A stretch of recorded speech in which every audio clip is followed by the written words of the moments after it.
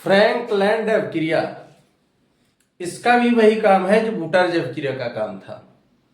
इसमें क्या होता है, एल्किल हैलाइड के साथ में जिंक चूर्ण को शुष्क ईथर की उपस्थिति में गर्म करते हैं तो उच्च एल्केन प्राप्त होता है। इसका भी काम है, छोटे कार्बन श्रृंखला वाले यौगिक होते हैं उनको जब बड़ी श्रृंखला वाले कार्बन यौगिकों में बदलना होता है तो इसका प्रयोग कर देते हैं। जैसे एक कार्बन श्रृंखला वाला कोई यौगिक है या एक कार्बन श्रृंखला हो ही नहीं सकती है, एक कार्बन वाला एल्किल हैलाइड है, इसको दो श्रृंखला वाले कार्बन यौगिक में बदलना है तो फ्रैंकलैंड अभिक्रिया या फिर बुटार्ज अभिक्रिया, इन दोनों अभिक्रियाओं का सेम काम है, केवल अंतर इतना है कि उसमें सोडियम लेते थे और इसमें हम जिंक चूर्ण लेते हैं। तो अभिक्रिया देखिए किस प्रकार से है। हम यहां पे ले रहे हैं मेथिल क्लोराइड प्लस Zn, यहां पे हीट किया, यहां पे जिंक चूर्ण, तो ये हो गया ड्राई ईथर।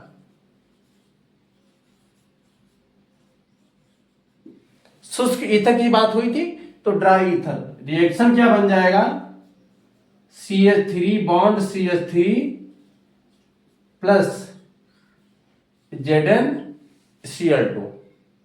अब इसको हम लिख सकते हैं C2H6,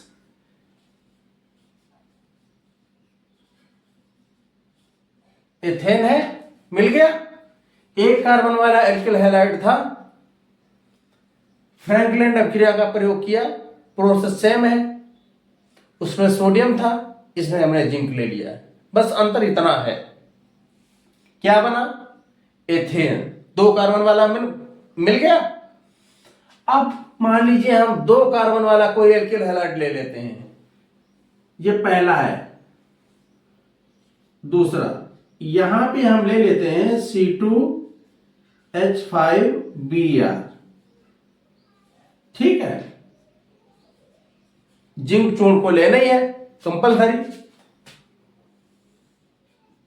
ड्राई ईथर और हीट तो करना ही है, तो क्या बनेगा,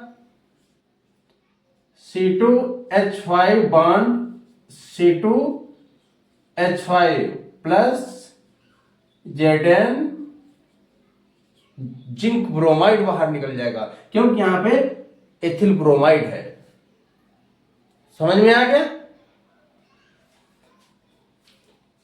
तीसरा भी रिएक्शन समझ लीजिए, हम यहां पर प्रोपिल क्लोराइड ले लेते हैं, C3H7Cl प्लस Zn, बस ड्राई ईथर सेम, हीट कर दिया, क्या बना, C3H7 bond C3H7 plus Zn, zinc chloride बाहर निकल गया। यहां पे क्या C4H10 बना था, इसको क्या कहते हैं, ब्यूटेन। अब इसको जब जोड़ेंगे C6H14, इसका क्या क्या नाम है, हेक्सेन। तो फ्रैंकलैंड अभिक्रिया का मुख्य काम है कार्बन श्रृंखला को बढ़ाना। ओके, छोटे कार्बन श्रृंखला वाले यौगिक होते हैं जब कन्वर्जन में प्रयोग किए जाते हैं, इसीलिए पहले हम रिएक्शन तुम्हें बता दें, उसके बाद में हम कन्वर्जन, इस रिलेशन के एथिल ब्रोमाइड के कन्वर्जन बाद में बताएंगे। जब इन रिएक्शनों को समझ लोगे अच्छी तरीके से, कन्वर्जन तुम्हारे लिए बहुत सरल हो जाएंगे, बहुत सिंपल हो जाएंगे, ठीक है। तो ये रही फ्रैंकलैंड अभिक्रिया। अभी 5 अभिक्रिया और बताएंगे, उसके बाद में कन्वर्जन प्रारंभ कर देंगे, तो तुम्हें कोई भी कठिनाई नहीं हो सकती है, बिल्कुल सरल सा लगेगा। कोई भी कन्वर्जन आ जाए बनाने को, सब बना दोगे, बिल्कुल सिंपल तरीके से, तुम्हें कोई कठिनाई लग ही नहीं सकती है। ओके, तब तक के लिए बाय।